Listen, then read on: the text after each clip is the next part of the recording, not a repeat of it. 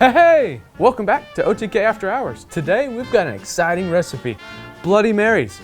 And they were invented in 1921 by some French guy, Fernandez something. Look up his name, you can find him. But don't forget to like and subscribe, comment, let us know what's the craziest thing you've had in a Bloody Mary.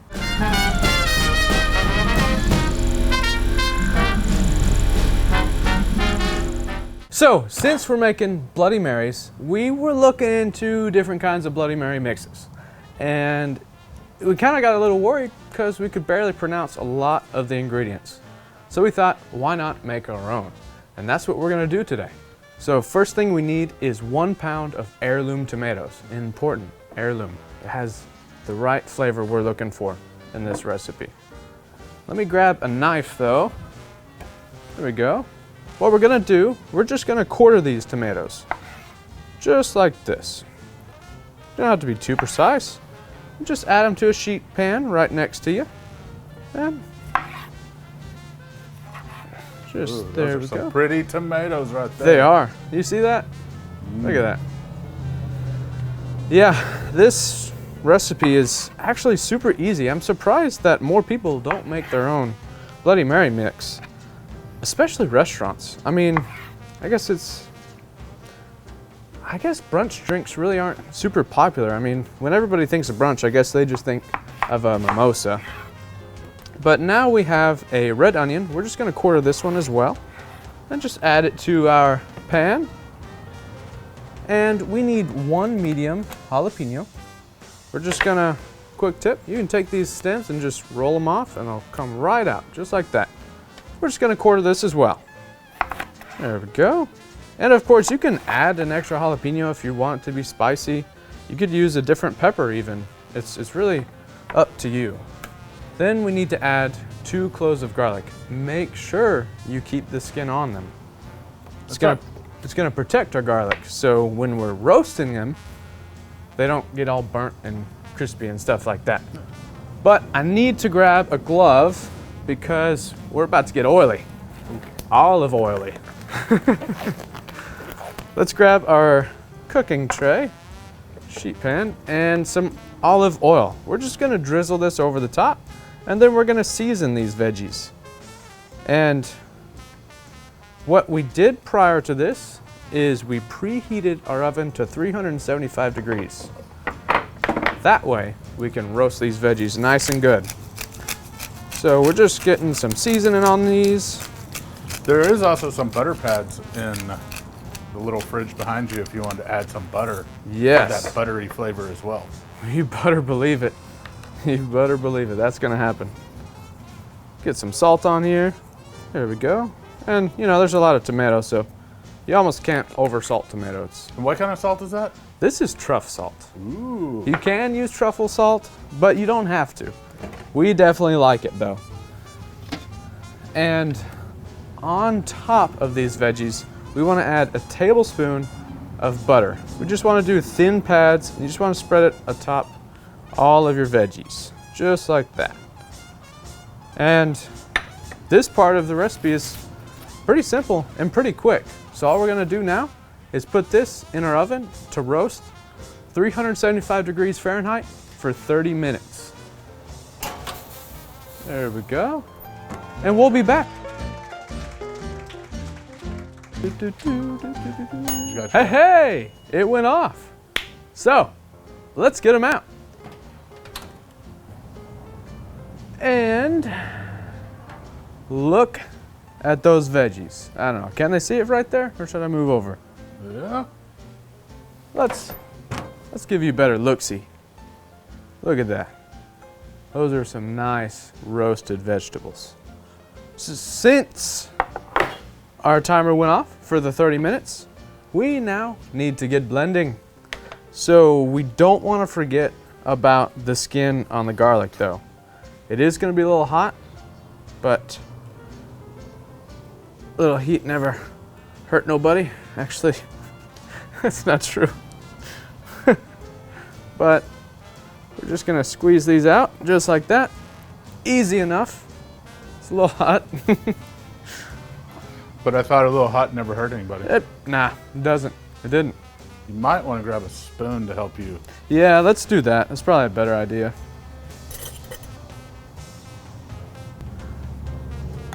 Okay. There we go. We don't want to lose any of this juice either. Get all of that goodness all inside of there. Just like that. There we go. All right. Boom. Just like that. Okay. Set this to the side. We've got a couple other things we're gonna add in here with it. We need a half of a cup of fresh parsley. So let's just rip us some off. Give this a good chop. Bam. Just like this. Yeah, even when you're blending herbs, it's always good to go ahead and give a nice little rough chop. Exactly. So your blender doesn't have to overwork or you get caught up. It's a pain. Yeah, and it stops it from getting stringy and just all around. It's a better way of doing it. Then we're gonna add a tablespoon of horseradish right in the top there. If we can get him to come out, there we go. A quarter cup of Worcestershire sauce. Some people have a lot of trouble saying that. Ooh, and this was an organic one too, so it's a bonus. There we go. And really fun ingredient, we're doing a quarter cup of pickle juice. Let me grab a measuring cup. Cute little all-clad one. Just gonna try to not make a mess to your best ability. And then we've got a teaspoon of truff salt. Grab my measuring spoon. There we go.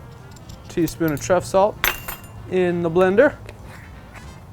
And about a quarter teaspoon of fresh cracked pepper. So let's get some pepper in there. Yeah, you want to do a little more? Maybe a little bit more. There we go.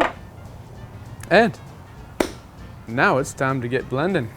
So, always remember, when you're blending something hot, don't just put the lid on there completely shut. It will launch the top off that bad boy. So take the center out, get yourself a rag, and let's blend.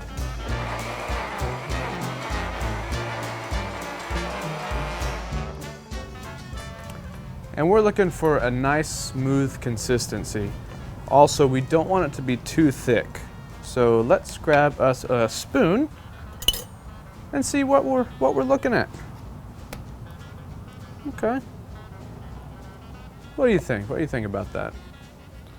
You may want to put like a quarter cup of water in there. That's what I'm thinking too. I'm gonna give it a taste though.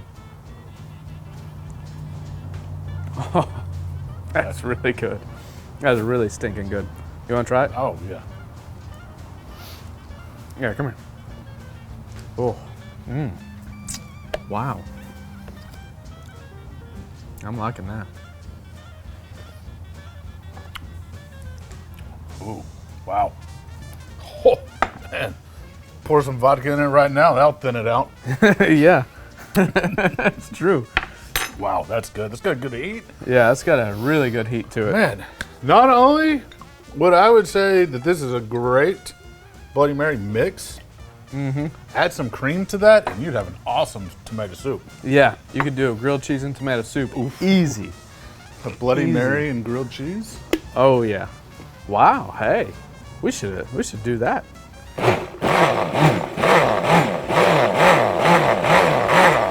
Okay. So, our Bloody Mary mix is finished.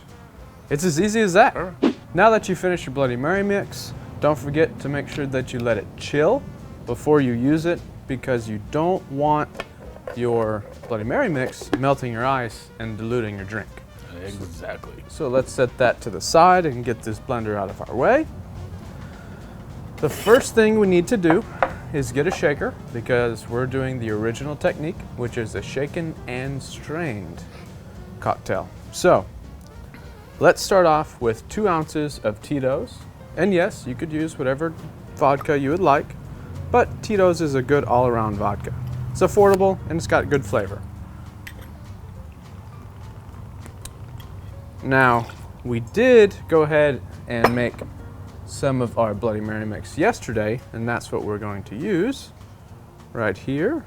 Just pour it out. We're doing a 1-to-1, so 2 ounces of vodka and 2 ounces of Bloody Mary mix. That's looking good. Yeah, yeah. This is a really, really good Bloody Mary. Probably is going to be the best Bloody Mary you've had.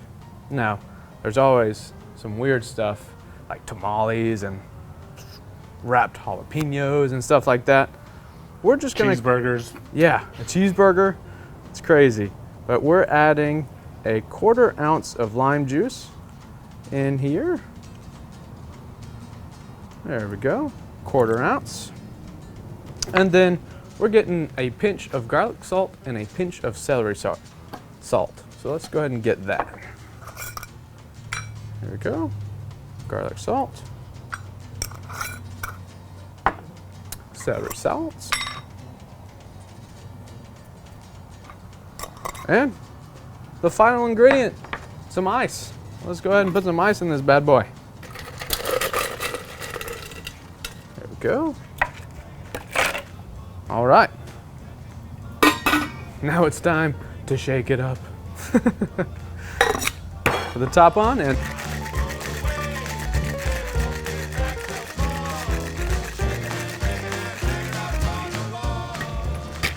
break the top open. And we've got a Bloody Mary waiting for us on the inside. So let's get our glass, a little bit of ice in there since we are going to strain.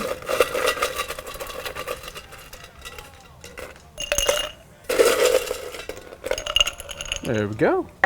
Grab our handy dandy strainer, put that right on top, and let's strain right in. Ooh. That looks good. Yes, it does. Man. That's a Bloody Mary if I've ever seen one. Although I've honestly never seen anybody strain a Bloody Mary. So let's go ahead and garnish this too. We're gonna do a little gherkin, which I want to try one. Whoa. That's a good pickle. Okay. So there's little tiny onions in here. Let's get one of those. Let's get a pickle or two. Put that on top, just like that. A little bit of pepper. And cannot forget truff hot sauce. This hot sauce is awesome. Yeah, it is. So let's get a little bit right on top there. Just like that. And why don't you get over here? Let's taste this Bloody Mary, man. Oh yeah, you don't have to tell me twice. I was not planning on it. If you don't get your butt over here, I'm gonna drink the whole thing. All right, that looks really good.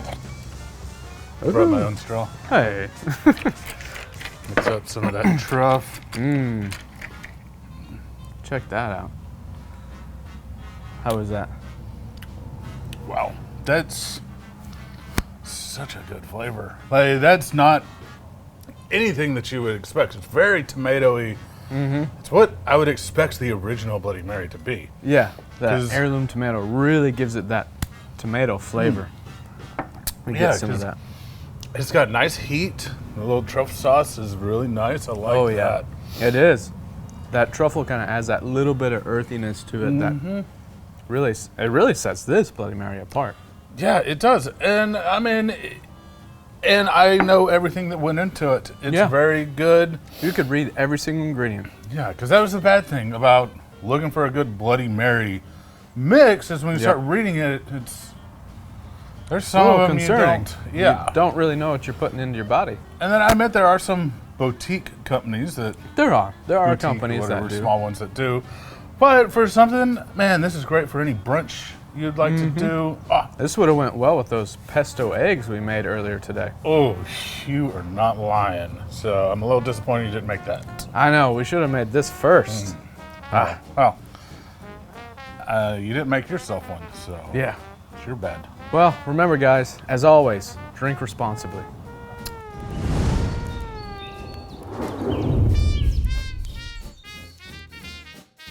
Because I'm gonna drink this. You should try one of those pickles. It's got the truff on it too. Let me know when you're ready. Oh, okay. Does not sound like you're ready. Oh, I'm ready.